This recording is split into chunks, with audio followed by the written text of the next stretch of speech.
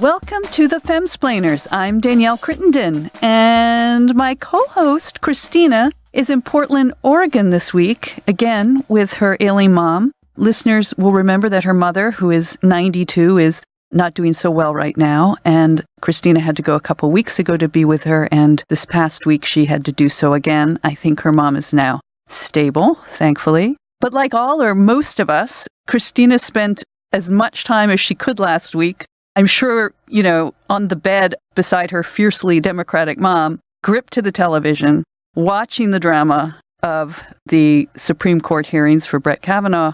I think she agrees with me, as we've talked, that whatever your politics or the reactions you had to the spectacle, I think we can all agree that it's just been so deeply upsetting for so many reasons. But for this podcast, we don't want to get into what is going on or rehash what happened in the hearings, but instead focus on one of the bigger issues that continues. The head of school at Holton Arms, which is the school that Dr. Christina Blasey Ford attended, put it well in an email she wrote to parents right after the day of the testimony. And she asked, how can we help our young people avoid becoming victims or perpetrators of sexual assault? And then Georgetown Prep, the school Kavanaugh attended, issued a statement which said the following: the image that has been presented on social media and in various news outlets depicts recklessness, illegal conduct, and lack of respect for persons. Worse, many blame these faults on institutional indifference. But the temptations and the failings presented in these stories are not unique to Georgetown Prep. The problems and abuses of alcohol and drugs, sexual assault and misconduct, emotional and physical violence toward others are real. And educators at every institution of primary, secondary, or higher learning in our nation face these problems every day. And so this is the question we want to discuss. Let's go beyond the accusations that we heard in the Supreme Court testimony and explore how pervasive these issues remain today, especially amongst boys' schools and in college frats. I mean, is it an elite thing? Is it a sports team thing? Is the behavior confined to a tiny minority, a subculture of mark judges, or is it more widespread? And how should women react and behave? To talk about all of this today will be Emily Yoffe, a return Mansplainer, who has written extensively about these types of issues for publications such as The Atlantic and HuffPost Highline. And we'll also bring back our Millennial Mansplainer, Nat, who attended Landon, one of the Beltway boys' schools you may have heard mentioned last week alongside Georgetown Prep. Nat's, of course, spoken to us before about some of his experiences as a member of a college frat. And in the studio with me now, as a substitute co-splainer for Christina, is lawyer, writer, and great friend Melinda Sidak. Hi, Danielle. And given the nature of the topic today, I think we'll make this a cocktail-free episode. So I'm so sorry, Melinda. I know how much you love Manhattans. Melinda is here because Melinda has 4 boys. 4 sons, and they all attended a private religious boys' school, not Georgetown Prep, but in the district. In the District of Columbia. So not only are you a kind of lay expert on boys in private schools, but my son too went to an all-boys school in the same area and has interaction with Georgetown Prep. All of these boys' schools have had interaction with each other. We are in the same sports league as Georgetown Prep. And as a matter of fact, I also dated for 7 years in college a man who graduated from Georgetown Prep. Okay, so he was absolutely a perfect gentleman. I looked this up, that the percentage of students who report binge drinking by grade between 1976 and 2015. And it's really true that between 1978 and 1982 was the absolute high booze mark for drinking amongst high school. This is between 8th, 10th, and 12th grades. Well, remember that the drinking age was 18 also, so it was much easier. Right, but even that being said, it was like over 41.4% of 12th graders would binge drink. And now that's down to 17.2. So there have been other factors, but it was a different culture. I mean, I think Mark Judge, who I think of as the Thucydides of frat culture that time, has written that he felt it was very influenced by the Animal House. That what had already been in place became exponentially worse after the movie Animal House came out. I think to this day, the movie remains very popular, and a lot of younger people sort of emulate. But tell me about your boys' experience, because they went through from fourth grade onward, right? Third grade onward, they were in an all-boys school? Yes, they were in an all-boys school, and I have several thoughts about that. There's some debate about, is this some sort of worse issue in private religious boys' school as opposed to, say, public high school? And my perspective is more like it has to do with a sports team issue, that whether you're in a public high school or you are in a private all-boys school, if you are on a sports team, particularly in certain sports like lacrosse, that can foster a culture. I asked my youngest son what he thought was going on, and he sort of stunned me with his answer. His answer How old is Lachlan? How old? He has just turned 16. He said that he thought that the locker room atmosphere was somewhat homoerotic, and that the anxieties that give rise to rampant homophobia and misogyny. The vast majority of the boys at these schools, whether public or private, are shy, insecure, unsure how to negotiate the frightening terms of the opposite sex. There are no longer any guidelines for how to approach a girl. There are no guidelines for understanding when she is interested or not.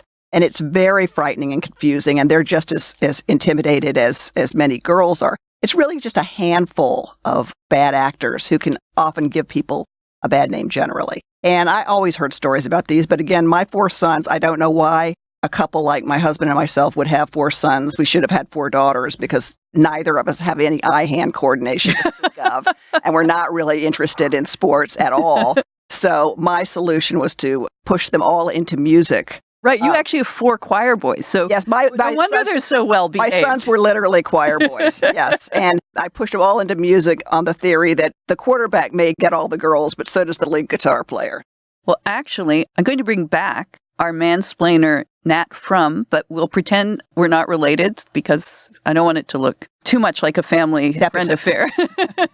But Nat, post this Kavanaugh stuff, just to talk about, to Melinda's question, you were in a frat, you were at this boys' school, we did discuss it before you came on. When you read and hear about what was going on at Georgetown Prep, what was going on at fraternities, what was your experience? What is your reaction to it from that perspective? First of all, thanks for having me on. I wasn't very surprised regarding the Georgetown Prep stories. I went to Landon for 6th, 7th, 8th, and 9th grade, which was mentioned in the New Yorker article, or one of the New Yorker articles about Kavanaugh, and was the rival to Georgetown Prep. In a lot of ways, it was the slightly less affluent, slightly less academically successful rival to Prep. We played them in sports. The lacrosse game and basketball game were always televised throughout the city. And a lot of the culture mentioned in the various articles about Kavanaugh was something I experienced firsthand at Landon, less so in a fraternity.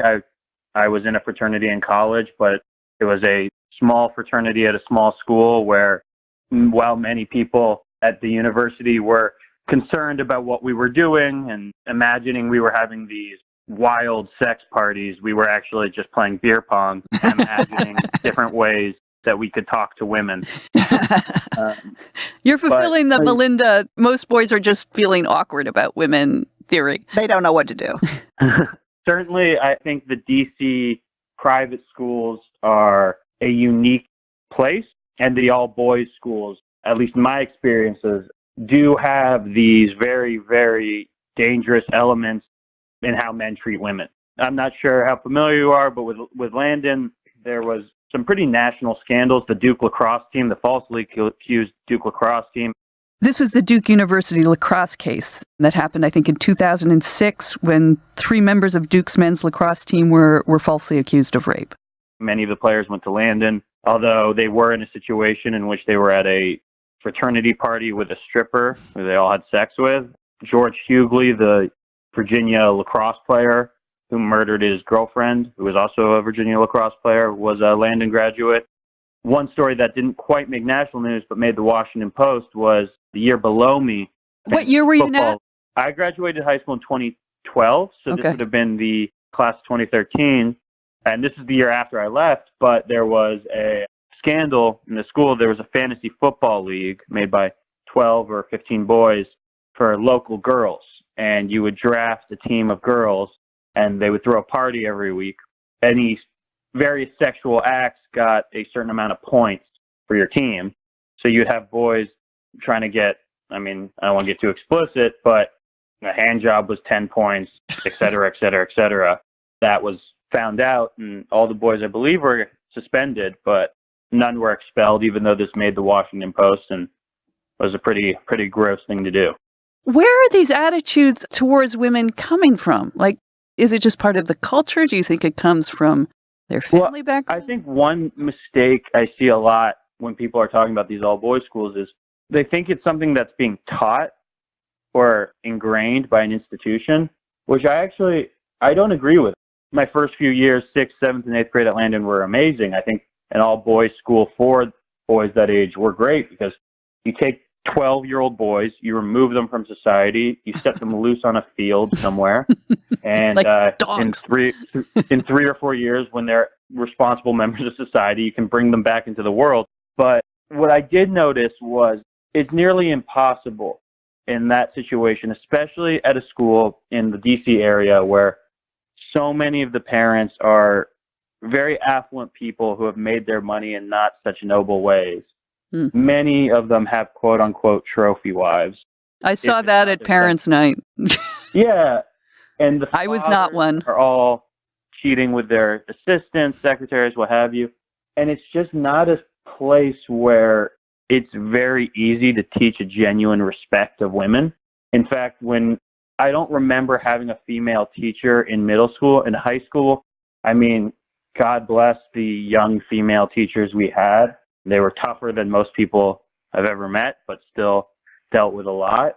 But it took me, when I switched from 10th grade to a co-ed school, it took me some time to learn how to interact with women in a respectful way, because when you're at an all-boys school, you only really interact with girls your age at parties when there's alcohol involved, trying to kind of, you have one goal in mind. And then going to a school where, you're getting math help from a girl in your class, that's just a completely different set of interactions that were kind of foreign to me. It took some time to learn how to properly talk to a woman without malicious intentions. You're saying just that constant socialization with boys of your own age. It's like being in the Army. It's limiting. And in that way, I do feel that schools like Landon or Georgetown Prep exaggerate that. The one thing about my son's school is that there is a sister school that is a few hundred yards away. And starting in high school, they intermingle all of not their courses. At the beginning, it's just intermingling all the musicals, the vocal groups, the track and cross-country teams. They're interacting with girls from the 9th grade on. And then junior and senior year, they are taking classes with each other. And I think that makes an enormous difference, as Nat was saying, that they keep them confined, let them run around during middle school, and then they turn them out and help them socialize into people who can interact with women and others in society. One of the things you also mentioned at the time, Nat, was the sort of maybe worse than misogyny was homophobia, especially in the law. Yeah, I can't speak to how it is now. I hope it's improved, especially in this current climate that we're in. But yeah, that was, God help you if you were a feminine boy at Landon when I was there. Why do you think there was such levels of homophobia? Like, is it the same phenomenon of just boys being together and being afraid of being mistaken for a gay person? No, I mean, 14-year-old boys, was the funniest thing you could call someone was gay. Like, that was it. But I do think, like, there is something to be said for a little bit of the thought that, well, they're just boys being boys, And one of the great things about Landon was in 6th and 7th, 8th grade, if someone was mean to you, you could fight them. If someone pulled a prank on you, you could pull a prank on them. And when you got in trouble, it was just boys being boys, which I actually think helps in a lot of ways, because it's like a fire. You just let it burn through. But once you start introducing money, drugs, sex, alcohol into the situation, and then these boys are doing things that are illegal, and their actions are still being dismissed as, boys being boys. That's when it got, that's when I wanted to leave. That's when it got strange. But with gay kids, it wasn't an environment where you even wanted to be known as like Jewish or thoughtful. Like I was Jewish, and it's not, prep is worse, I've heard, to be Jewish. And so when I would read, they would call me like the gay Jew who reads. So like, it was just like, I'm so sorry. I'm sorry I sent you that. My nickname in 8th grade was Pennies because I was a Jewish student. So naturally, I collected money. I swear he never told me these things at the time. Several of my sons suggested that there was some casual anti-Semitism at their school. Yeah. And I think prep is worse. Landon, there were a few Jewish students. But the other thing, I mean, I should say, like, when they called me that, like, I wasn't a noble kid. I would say something back, you know? Mm-hmm. Like, and it does toughen you up. But there is something unique about the culture of the private schools in the D.C. area that is unlike, I have friends who went to all boys schools in different parts of the country, and maybe it's because of what a lot of the parents do to make money, you know, military contracting, lobbying, where morality is politician. There was a noticeable lack of morality at this school, and it was taught from the top down. A lot of kids were taught their values from their parents, as most are, and their values were not ones that were respectful to women and, frankly, respectful of anyone. Do you see that changing at all now, even post-Kavanaugh? Like, is this something that should be addressed, or you just think is inevitable, it won't be addressed? Honestly, what I would guess would happen, I haven't been at one of these schools in a few years, but is whenever something happened in the news. So when the Duke lacrosse thing broke at Landon, and that Landon was all over the country, and it was a somewhat similar response, maybe not to this level because we hadn't had the Me Too movement and stuff, but there was definitely a questioning of all boys schools, all boy DC area schools, Landon, like the value of a Landon education. And what the response of the school was this is when we bond together, Landon against the world, you know? And so it's not a healthy response where some of your core values are being challenged, and your response is, well, we need to stick together. This is when we stick together. We have our problems, but we want to deal with them in-house. And so that is definitely what I would guess would happen at prep. Well, the statement from Georgetown Prep, which we read, was very sorrowful and talking about a need for a change in the culture. I mean, who knows if they'll actually do it, but it wasn't we'll all stick together. It was really more like this is really, really embarrassing.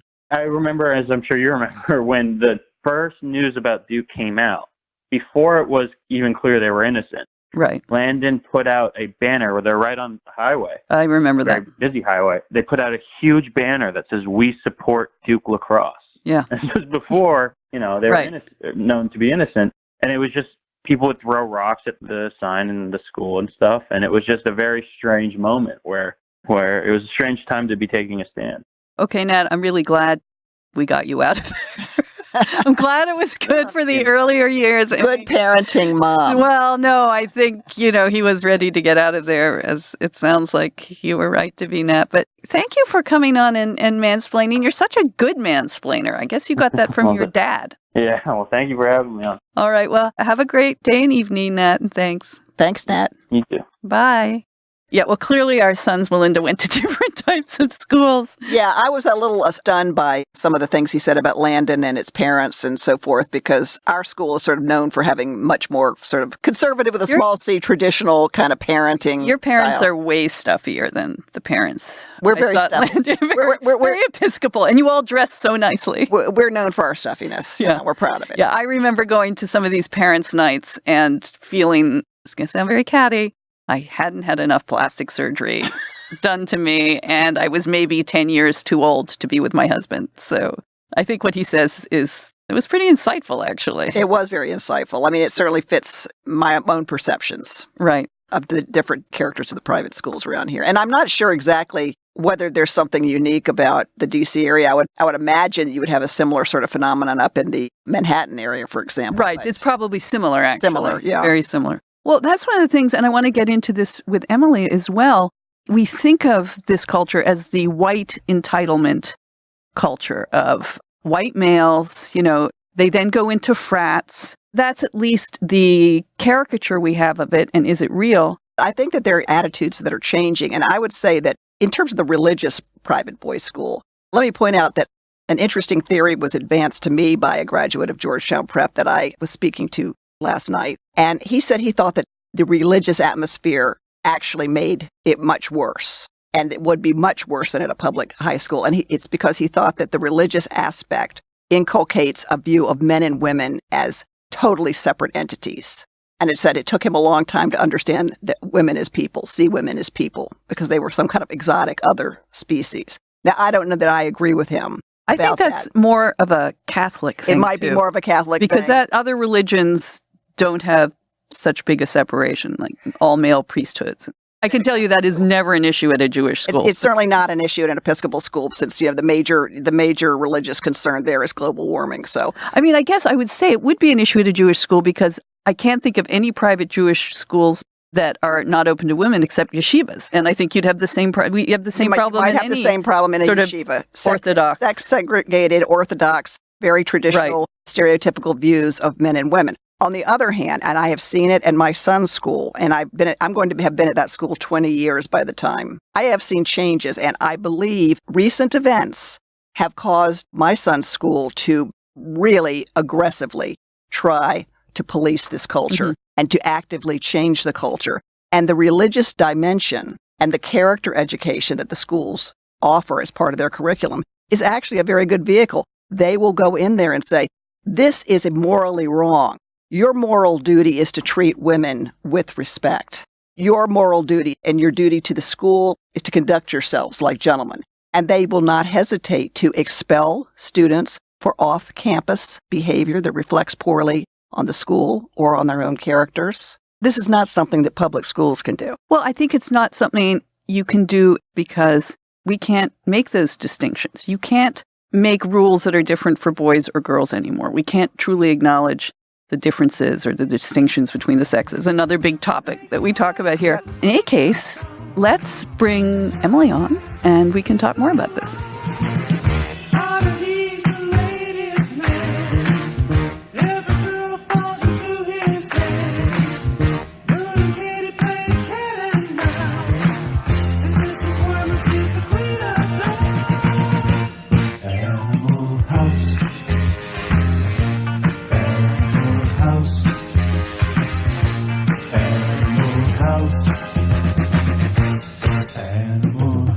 Emily, welcome back to the Femsplainers. Great to be here. Yeah, well, we always love having you. Last time we had you on was to talk about Harvey Weinstein and all manners of sexual perversions, which was an incredible episode. But now we want to talk about something that you also know a lot about, which is everything we've seen this past week and learned about the culture of Georgetown Prep and other schools like it in 1982. How much does that go on today, and how many of its sort of attitudes of these types of men, are they still prevalent? That's where we want to start the conversation. What have been your thoughts this past week, knowing what you know about today's campuses?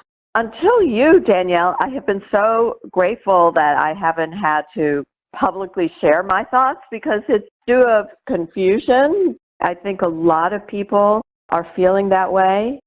As for the culture on campus, I've been writing for the past several years about the culture that's risen up around what's called Title IX. This is the federal law that prevents discrimination in education. And it has been used to address, under the Obama administration, address very aggressively sexual assault on campus. Absolutely necessary and worthy goal. But my reporting showed this was one of those unfortunate overcorrections.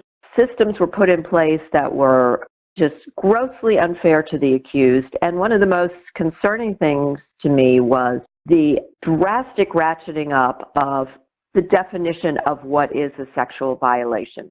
Rules about sexual engagement that required every touch, every time, even between ongoing partners, must be explicitly approved, or else later, any time later, someone can make an accusation against another, I thought was not helpful. It over-polices sex, and it gets innocent people caught in trouble.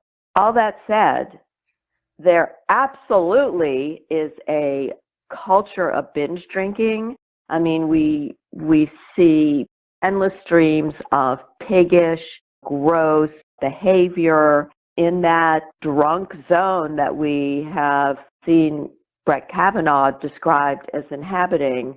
A lot of bad stuff happens, and that has not changed. I don't see that anything's changed from what was described as weekends of keg parties and extreme intoxication. That's still standard on many campuses.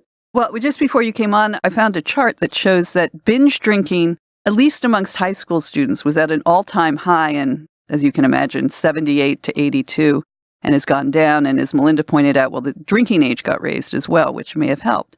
But you're saying you still see in these types of behavior, which for better or worse, Title IX may have been trying to address even in a ham-handed way.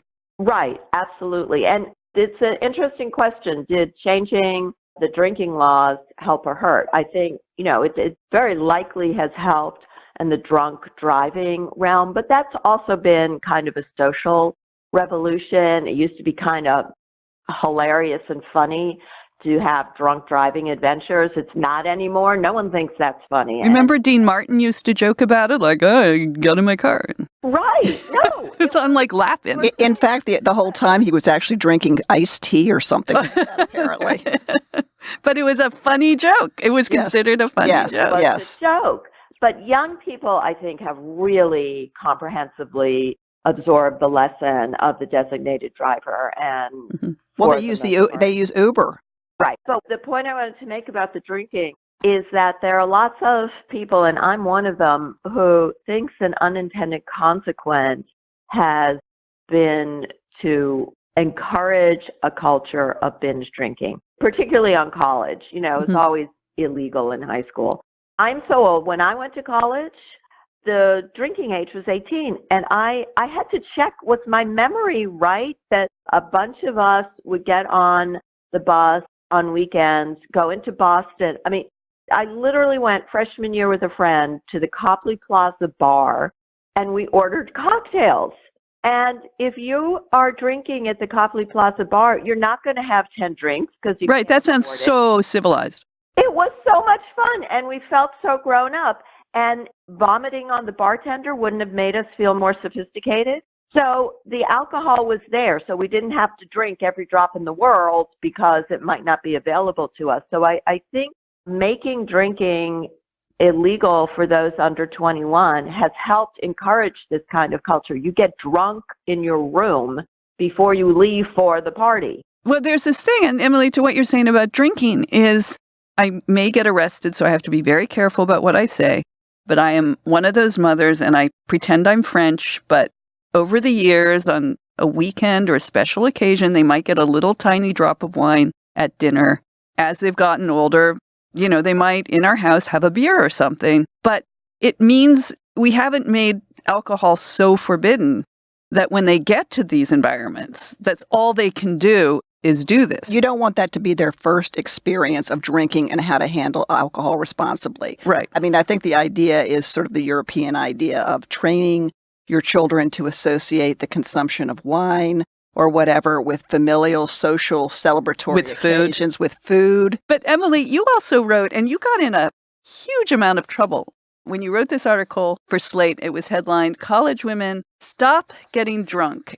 You cited a 2009 study of campus sexual assault found, I'm just reading from the article, found that at the time they are seniors, almost 20% of college women will become victims, overwhelmingly of a fellow classmate. Very few will ever report it to the authorities. And the same study states that more than 80% of campus sexual assaults involve alcohol, and frequently both the man and the women have been drinking. Why did you get in such trouble for pointing out that it's a bad idea for women to get incapacitated at these parties around men? Is that sexist? Because I discovered it is taboo to say there's anything a young woman can do to decrease the likelihood that she will be victimized. The response to that article was absolutely explosive, and I talked about the dangers of binge drinking for both young men and young women. It's just not good for anyone, and I've yet to hear anyone tell me the benefits of binge drinking. But the response was that there isn't anything a young woman can do. And if you say there is, and if she's sexually assaulted, then you're putting the blame on her, which I don't think is the case.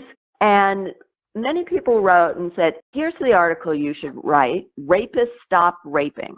But what people don't like to acknowledge is that on campuses in this binge drinking zone, there's a lot of emergent, unplanned, unpremeditated behavior. People lose control of themselves. People get in blackouts, which means they're not passed out, they're walking, talking, but they are not making memories, so they're not fully conscious of what they're doing. And a lot of bad, regrettable stuff happens there. My point was that to not say women can't drink at all. Find out your limit, enjoy the effects of alcohol, but keep conscious of yourself and the situation you're in, what the military calls situational awareness.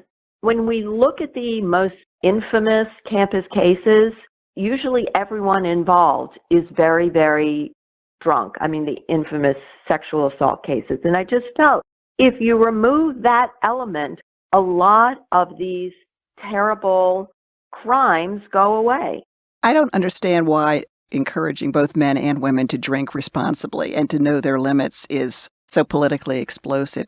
Right, but as Emily's saying, it's the same attitude that says a woman should be able to wear a short skirt, should not be exposed to assault or remarks from men, and now they're applying this to girls who are passed out. And yeah, you should be able to say, if I'm a girl who gets blacked out drunk, I shouldn't be raped. I mean, actually, Mark Judge had a story he wrote citing some frat boy where they took, in this one fraternity, girls who had passed out and they posed them in these pornographic poses and took photos of them. Like, horrible things go on, but let's get to what sort of man actually does this, Emily, because most young men are not going to do that to a young woman.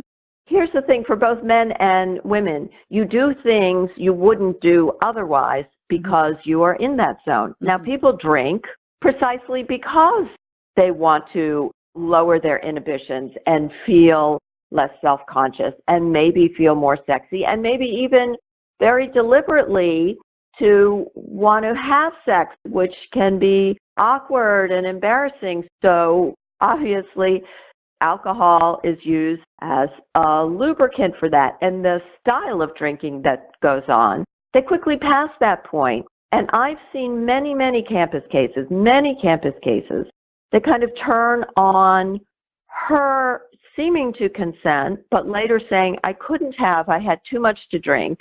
And we think of these victims as you described, being passed out and being posed pornographically or jumped on.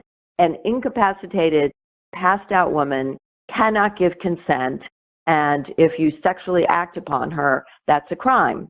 Someone in a walking blackout can be acting and talking in a coherent, purposeful, seemingly purposeful manner and not be making memories of this. So you see lots of cases where literally there will be a text trail. Meet me in my room, bring a condom, she texts, and then later says, I woke up, he was next to me, I never invited him. Well, you have a text that says you did, but as far as campus rules are concerned, they often hold the young man responsible for his alcohol consumption and behavior, and the young woman not at all responsible. This is where things get really murky and sometimes unfair, and that's the zone where I'm talking about. If you want to avoid these kind of situations, keeping conscious is one of the best ways to do it. But I think the lesson has begun to percolate to young men, because one of the things that my younger son told me is that it's best just to stay away from drunk girls for this very reason. And the other thing that I learned is during the Obama Title IX initiative that caused such issues on college campuses, my oldest son was in a fraternity. One person was designated as the party monitor who could not drink.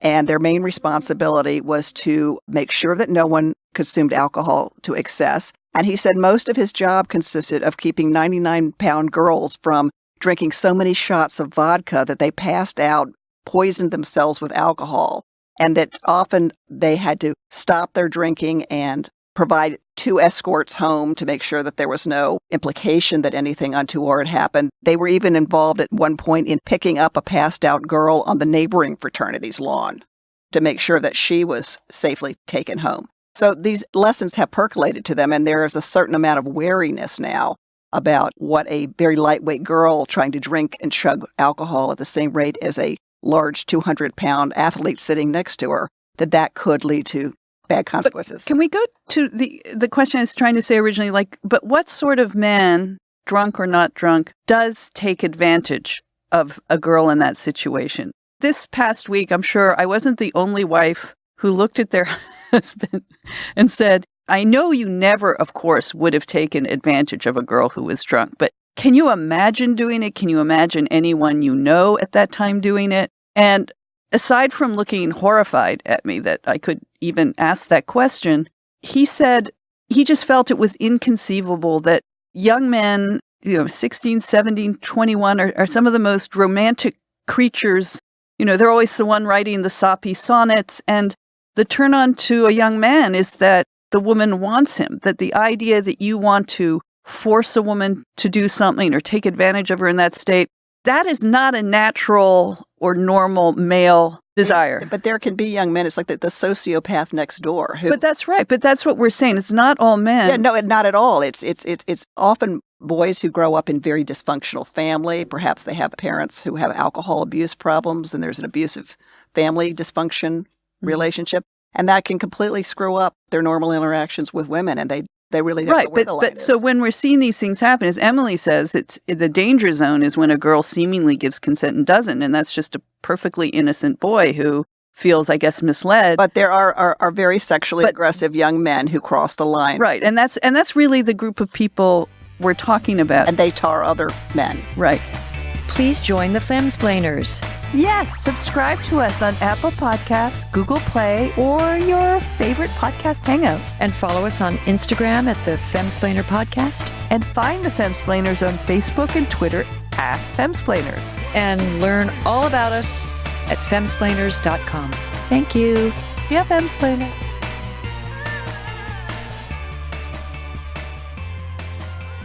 We're talking to Emily Yoffe, who is a contributor to The Atlantic and the HuffPost Highline. Emily, you had an interesting piece, too, also about the question of race in campus sexual assaults. We've been looking at this, from the Georgetown Prep perspective and other cases where we look at this as the person who perpetrates this typically is that entitled white athlete, like the guy at Stanford, who the woman behind a dumpster. But you found something else when you looked into this, which you wrote about for The Atlantic. Right. Well, you're talking about Brock Turner. He was a swimmer. He sexually assaulted after a party. He was, as they say, very drunk.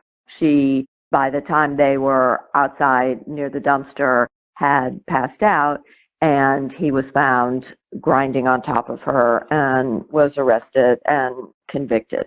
Not of rape, but sexual assault.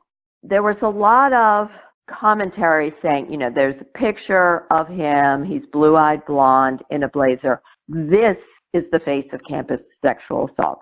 This is this elite athlete, frat boy who thinks he can get away with anything. But my reporting over the years showed that an extremely concerning, disproportionate number of young men of color, sometimes foreign men, often African-American men, get accused of sexual assault on campus. No one wants to talk about it. There are no statistics, but in talking to people who deal with it, they often say, yes, this is a problem, but really people don't even want to address the problem. And in talking to people who deal with it, they talked about, one of the things, you come to campus and you are encountering people from different backgrounds and races.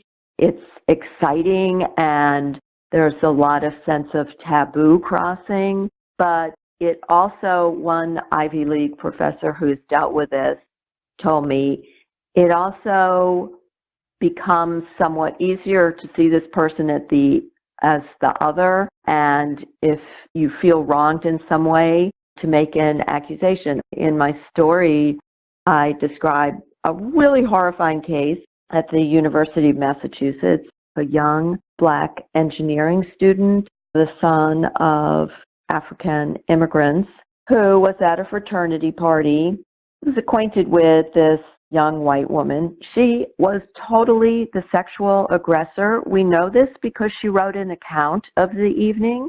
She initiated kissing with him. She initiated performing oral sex on him. Neither of them took off any clothes. He didn't do anything to her, but her friends found out she was up there having a sexual encounter with him and started teasing her, and she accused him of sexual assault. He ended up having to leave the university, having a physical and mental collapse. He brought suit in a very rare thing. He won his suit against the university, and he was eventually able to enroll in another school after being out of school for a couple of years. But it was a really stark case of just a terrible accusation with this racial element that the school didn't even want to deal with. When you say no one wants to talk about it, you're also referring to the fact that the horrible racial history of Black men being wrongly accused of having sex with white women. That's just the worst kind of history you can maybe evoke. How is the race playing into these situations in terms of people not wanting to deal with it specifically? Well, you're exactly right. There is this really hideous racial history that kind of looms in the background. The overwhelming majority of lynchings came about because of an accusation that a Black man had touched, raped, looked at, whistled at a white woman. Whether any of it was true or not, often it was not. So that was the justification. So that is bubbling in the background of this stuff people don't want to talk about. I've spoken to several young Black men and even some of the families who've been through this. It was obviously a scalding experience, but I talked to one mother of a Black man, freshman at college, who was accused, found responsible, and later he got a lawyer and got it reversed. And she said, this was the most racist experience, she went up for his hearing, of my life. And I feel I had let my son down because he grew up in a mostly white community. His high school girlfriend was white. Most of his friends were white. And I didn't prepare him for the real world. I didn't think this would be the real world for him, but it was. None of us are ever going to be the same. Could you explain a little background in terms of how the person in question in this case, she initiated much of the sexual contact? What was the theory of why it was constituted an assault? Because she said so. You're saying that Blacks are being disproportionately targeted for it. It's not that they're committing these acts disproportionately, but they're being targeted. And you cite a person who brought a race discrimination complaint against Colgate, that she said believes that men of color, again, I'm quoting from your article, especially foreign men of color, students from Africa and Asia, were uniquely defenseless when charged with sexual assault, typically lacking financial resources, a network of support, and understanding of their rights. So it's also foreign students. So am I interpreting that right? Well, it's not that the school targets, consciously deliberately. Yeah, sorry, wrong word. Yeah. These cases arise out of some sort of complaint. And in the case Melinda is describing at UMass, where you say, well, how did this even happen? I just don't understand what her motivation is to make up this story. Well, she wouldn't talk to me, but in her description, it's clear they had this sexual encounter at a house occupied by students. They were on the top floor. People knew they were up there. One of her friends had called her during the party looking for her, and she said, I'm up here with him. So when they both came down, there was teasing about, oh, what happened? What was going on? She doesn't say my embarrassment was my motivation, but that teasing was upsetting to her. And shortly afterwards, she said she was a resident assistant, so had all sorts of training in Title IX and campus sexual assault, and said, I started to realize that I didn't like what had happened. I didn't want it to happen. And I realized I was sexually assaulted. Regrets on the morning after. Well, by her own account, that's what it sounds like. But once she made a formal complaint to the school is not in a position to say, we've read your complaint and there was no sexual assault. We have counseling, we have services. If you're upset by what happened, we can help you in some way, but we're not going to investigate and bring a case against this young man. But the machinery starts working, and that's what happened. Well, also, institutions are petrified. In this discussion, this Kavanaugh started discussion, really the issue is kind of the opposite of people who don't speak up. We're hearing this overwhelming number of women of all ages. Christine Blasey Ford has brought up an incident from 36 years ago, which, until recent years, she'd never told anyone. So there are all sorts of currents at work here, and one of them is now women saying, I never said anything to anyone. Right. And that's actually, I would say that that's not uncommon in a way that these false, or call them overblown accusations that we've been discussing, actually are kind of denigrating or taking away from real issues of rape, where I think women are very reluctant. And it's because if they have a conscience, they feel they drank too much, they allowed themselves to be taken advantage of. I mean, these things all go through a victim's mind, even if it's completely wrong, that she was taken advantage of. I worry about that. And I think what's been important about this past week is that side of these sexual assaults coming to light, that this does happen. You're suggesting that it's maybe as bad as it was in 1983? I think it's absolutely the case that women who are sexually assaulted very often don't say anything, do anything, or bring an action, because they are not wrong that doing so will be its own hellish experience. Right. However, we try to construct things to make that as little hellish as possible, it is going to be a bad experience to report, repeat your story over and over, confront the asked questions. We must have some process, and there's really not a way to remove the pain from that process, unfortunately.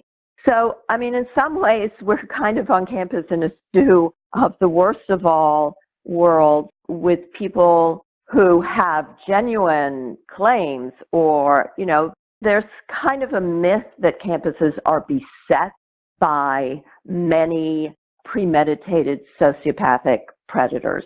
There's really no evidence for that, but they exist. Certainly there are some of them on campus and off. We're grappling with this question of Brett Kavanaugh. Did he do it? Did he commit a crime 36 years ago? How do you hold someone responsible all these years later? There are a lot of questions that are not going to be easy to resolve. And then the part I've been writing about, then in order to address these unaddressed cases, do we go too far? Well, one of the stories you forwarded me before we talked, you forwarded to Melinda and I, was this completely heart-wrenching story. I was crying at the end of it. It came out recently in the Washington Post about this girl in Texas who was raped by two guys. She was drunk. They took her off from a party. They pretended they were going to go get food, and instead they took her to a shed on a friend's property, and they very brutally raped her. And she came back and she told the mother at the party this had happened. Her mother took her to the police the next day. It was all handled exactly as it should have been handled. Except as this story unfolded, the community turned against the girl because these guys were very popular. They were the football team and the soccer team. The parents kind of resented this, and that whole narrative. Well, she was drunk. She was asking for it. Nobody likes her. She's from a poor background. And her case never got taken up. These guys were never charged. Yes, that was story in the Washington Post by Elizabeth Bruning, just amazing reporting and just the scalding humiliation of this young woman. It happened, about 10 years ago? So she was reporting on that case and its aftermath. The whole Me Too movement is, so important and worthy. However, as I've written about Title IX, we have to be careful. You don't correct one injustice by creating another. So here we all are now with this case sort of dealing with what do you do with information that's so old and perhaps unresolvable. It may be impossible to have a fair process for any party involved after a certain amount of decades have passed. Yes.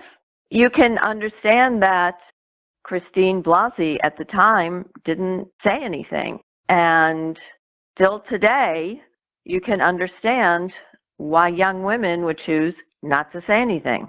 Terrible things can happen to you that you just don't even want your parents to know, You just want to forget it. You want to move on. Well, Melinda, as you pointed out that, and I hope this is true, that the message is getting to young men, no, do not prey on a woman who is evidently drunk, even if she's all over you. No, that's not a good place to be. That's not really consensual. I also think, even today, as you say, yes, maybe she's at a party she's not supposed to be at. She doesn't want to tell her parents. But young women also have seen the cost of reporting, and that's just going to be one of those very difficult issues. So we won't know of every case, and we won't know of some cases that we should know about. How do you then, and this goes to something a little bit Melinda and I were talking about being able to teach men how to treat women, maybe vice versa. I mean, the head of Georgetown Prep, after this all came out, wrote a statement, and he said it was time to think deeply and long about what it means to be men for others, what the vaunted prep brotherhood is really about. It's time to continue our ongoing work with the guys in developing a proper sense of self and a healthy understanding of masculinity in contrast to many of the cultural models and caricatures that they see. What do you think, Emily? I think you are the parents of sons, so what are you guys doing? Yes, Melinda, you have incredibly well-mannered sons. Well, I think that the problem is, and this is not so much a problem for boys who come from a more privileged background, that they are not given affirmative models how a man should behave. And indeed, how a man should behave is obviously a subject of fraught political controversy. What I believe in is a more traditional view of what a man's duties are to women. But I realize that a younger third-wave feminist may vehemently disagree with me. So it's a very confusing time. And I've told all of my sons, and they all say to me, that it's best to be extremely cautious and especially to avoid all drunken young women, except to help them if you can, but to be careful with that because that could result in an unwanted accusation. Beyond protecting yourself, there's no doubt there is sexism and misogyny. Well, there's a duty to intervene as well, to speak up, and I think that that's something that can be taught to young men as well as young women. This is a larger social question of social attitudes between men and women. When I was a little girl, the health wanted ads were male, female. I mean, it was the name Dean Martin came up. I mean, imagine a show with a guy drinking and smoking surrounded by the ring-a-ding girls. So there's always going to be tension between the sexes and, even obviously sometimes hostility and attraction and fear between the sexes. But Danielle, you were talking about this kind of shorthand frat contempt for women that we see. This may arise from fear also. I was going to say that I think the modern fraternity, for whatever it was, and aside from there obviously being bad fraternities, maybe it's the safe space for young, decent guys at college. There's this new book that's come out called The American Fraternity, which is a book of photographs by a guy named Andrew Moisey. It was actually during the 80s. His brother was a member of the fraternity. He was allowed to go in and actually photograph the secret rituals. So there's a lot of pictures of men puking and doing weird things to each other. But in the end, he said, I don't think that any of the people in the fraternity will feel that my book represents the entirety of their experience. I want to caution people against seeing it that way because most of being in a fraternity is totally innocent. Most of what a person does is sits around, talks with friends, plays video games and goes to class. And I think that's really probably... Yes, it's actually fairly boring. And messy and gross. Also, I think we see actually a lot of misogyny, especially on the internet, in the manosphere. And there's just a lot of embittered, disillusioned young men out there who have actually had those romantic notions that as teenagers that your husband was talking about and are very badly hurt by their college girlfriend or their high school girlfriend whom they completely idealized. And they don't know how to handle it. They're very disillusioned. So my oldest son told me, I just wish there were rules. We knew exactly what was expected. It would make things so much easier.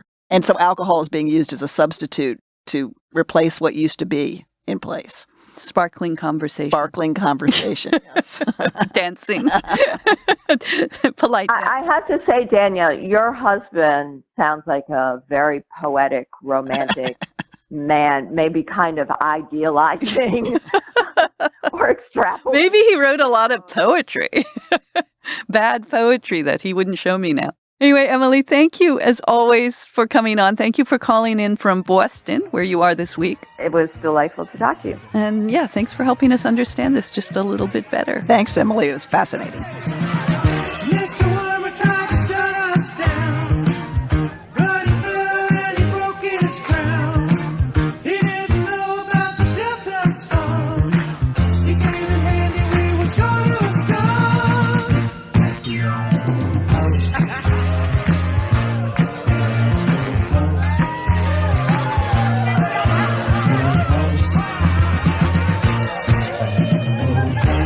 Well, that was a very interesting discussion, Melinda. What did you think?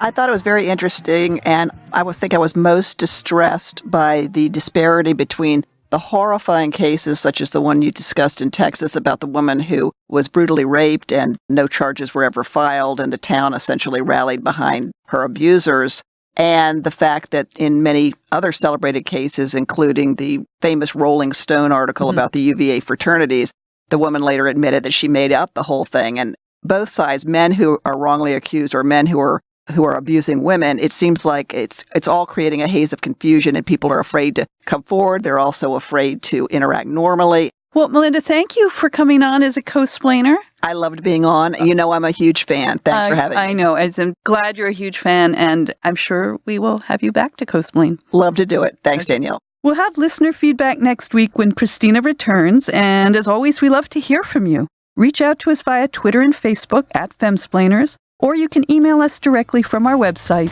femsplainers.com.